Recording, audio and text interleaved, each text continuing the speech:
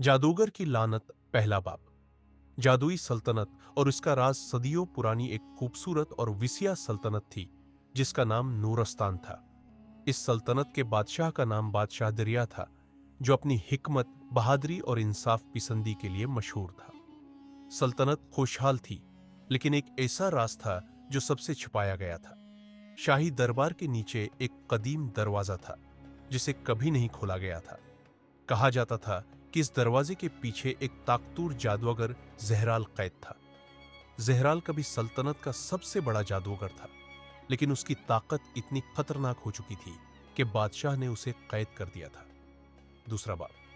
शहजादा आसिफ की जुस्तजू। बादशाह दरिया का बेटा शहजादा आसिफ एक नड्र और बहादुर नौजवान था। उसने बचपन से ही जादुई कहानियां सुनी थी और वो हमेशा इस राज को जानने का ख्वाहिशमंद था। एक दिन जब वो महल के पुराने कतब खाने में गया तो उसे एक कदीम मखतूता मिला जिसमें लिखा था, जो इस दरवाजे को खोलेगा वो अपनी किस्मत का खुद फैसला करेगा। या तो वो सब कुछ हासिल करेगा या सब कुछ खो देगा।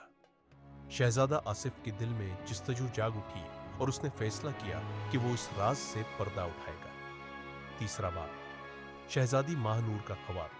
शहजादी महानूर, जो एक पड़ोसी रियासत की खूबसूरत और ज़हीन शहजादी थी, शहजादा आसिफ से मोहब्बत करती थी। वो जानती थी कि यह दरवाजा एक खतरा था। एक रात उसने एक ख्वाब देखा जिसमें एक प्रासरार आवाज ने उसे खबरदार किया, अगर आसिफ दरवाजा खोलेगा तो नूरस्तान पर तबाही नाजिल होगी, उसे रोक लो। महानूर ने फौरन आसिफ को रोका, लेकिन शहजादा अपने इरादे पर कायम था। उसने कहा, मैं उस सल्तनत का वली अहद हूं और मैं अपनी जमीन के हर राज को जानना चाहता हूं। शहजादी ने मजबूरन उसके साथ जाने का फैसला किया। चौथा बाब। दरवाजा खुलता है। एक तूफानी रात को शहजादा आसिफ ने अपनी तलवार निकाली और शाही दरवाजे के पास पहुंचा। उसने अपने वालिद के मशूरे को नजरअंदाज कर दिया और दरवाजे पर जादुई अलामत को पढ़ने लगा। जैसे ही उसने दरवाजे पर हाथ रखा, एक जोरदार धमाका हुआ और दरवाजा खुल गया। अंधेरा और कहर अंदर से निकलने लगे और अचानक जहराल की खौफनाक हंसी गूंजी। हा हा हा हा, आखिरकार मैं आजाद हो गया। जहराल की आंखों में सरख चमक थी और उसके गर्द जादू के नीले शाले लपक रहे थे। पांचवा बाब। जहराल का इंतकाम। जहराल आजाद होते ही महल पर कब्जा करने लगा। बादशाह दरिया और उसके मुहाफिजों ने मुजाहमत की, लेकिन जहराल बहुत ताकतूर था।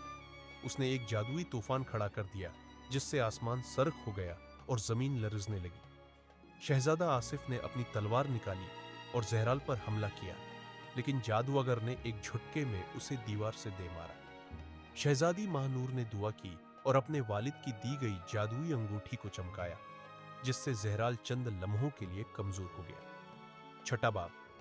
आजमाइश का वक्त। बादशाह दरिया ने जहराल को दोबारा कैद करने के लिए एक कदीम मंत्र पढ़ा, लेकिन जहराल ने शहजादा आसिफ को पकड़ लिया और बोला, अगर तुम मुझे दोबारा कैद करना चाहते हो तो तुम्हें अपनी जिंदगी की सबसे बड़ी कुर्बानी देनी होगी। शहजादा आसिफ को एहसास हुआ कि कुर्बानी है कि बगैर सल्तनत को बचाया नहीं जा सकता। उसने अपनी ताकत जहराल को कैद करने में लगा दी और जैसे ही मंत्र मुकम्मल हुआ, जहराल दोबारा दरवाजे के पीछे कैद हो गया, लेकिन आसिफ बेहोश हो चुका था।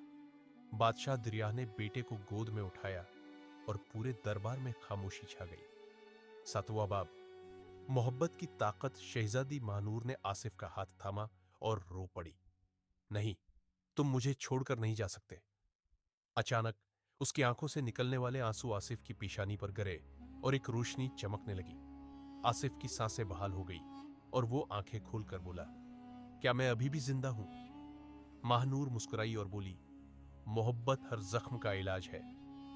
बादशाह दरिया ने खुश होकर ऐलान किया कि आसिफ और महानूर की शादी की जाएगी और नूरस्तान की सल्तनत दोबारा खुशहाल हो गई। उख्तिताम। नया दौर। जहराल हमेशा के लिए कैद हो गया और नूरस्तान एक नई रोशनी में चमकने लगा।